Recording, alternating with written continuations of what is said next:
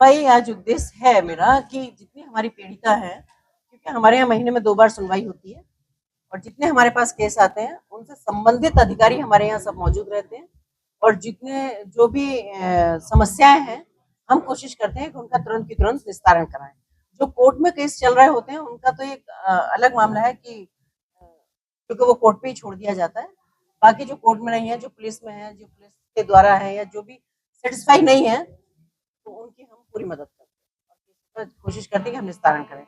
जैसे अगर मैं हाँ, जैसे मैं लास्ट टाइम की बात बताऊँ आपको कि मेरे पास 27 केस आए थे। जो पिछली बार मैंने सुनवाई की थी यहाँ, 27 में से मैंने 19 केसों का निस्तारण हो गया हमारे यहाँ से और बचे 4 केस। 4 केस में से तीन केस बचे हैं, जिसमें से एक केस उन्होंने वापस खुद ही ले लिया और 3 केस दिए, जिसमें 3 केस में कार्रवाई चल रही है। मैं समझती हूँ कि ये बहुत अच्छी हमारी पहल है, जिनका इतनी जल्दी इतने केसों का निस्तारण किया।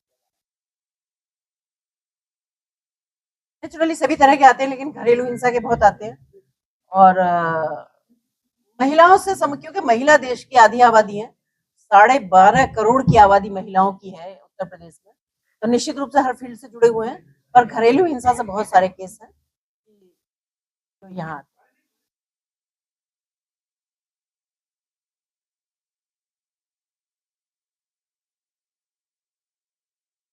देखिए उसमें बिल्कुल धरातल पे उतरेगा और उसका रिस्पॉन्स भी मिलेगा। एक्चुअली क्या है कि वहाँ जो वो चीजें थी, वहाँ अभी लोगों का माइंड ही सेट नहीं था कि हमें यहाँ महिलाएं भी रखनी चाहिए, तो हमने उनको थोड़ा टाइम दिया है।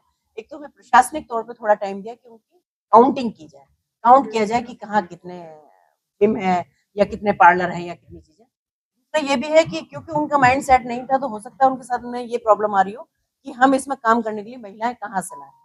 तो इसके लिए हमने उनको थोड़ा टाइम दिया है और उसमें भी हमने उनसे कहा है कि अगर उनको महिलाएं नहीं मिल पाती हैं तो उनको महिलाएं हम देंगे, क्योंकि हमारे पास बहुत सारी सोशल ऑर्गेनाइजेशन ऐसी हैं कि जिनमें महिलाओं को प्रशिक्षण दिया जा रहा है।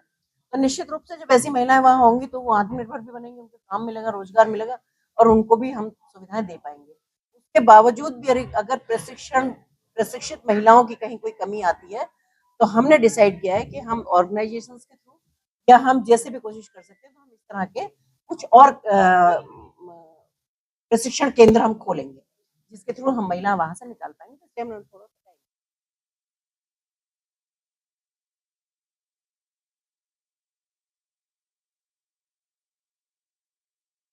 शिकायतें तो है ही और आप ही जैसे लोगों के माध्यम से मुझे बहुत शिकायतें रोज मिलती हैं। ऐसा नहीं है, जिनके बारे में अगर बात की जाए तो आप सबने भी इतना इतना बड़ा छापा है, इतनी बड़ी बड़ी स्टोरियां उस पर लिखी हुई है। ये कोई नई चीज नहीं है और हम सब लोग सामाजिक लोग हैं, प्रैक्टिकली भी अगर देखा जाए तो ये चीजें। दूसरा एक ये भी है कि महिलाओं की सुविधाओं के साथ साथ हम महिलाओं को आत्मनिर्भर बनाने की भी बात कर रहे हैं, महिलाओं को रोजगार देने की बात कर रहे हैं। अगर आप आगरा में बैठे, अगर आगरा की भी बात की जाए, बहुत कम संख्या में बताऊंगी कि अगर यहाँ 100 जिम भी होंगे, अगर 100 में हम दो दो महिलाओं को भी वहां कर देते हैं, तो हम 200 महिलाओं को आत्मनिर्भर बना पाएंगे।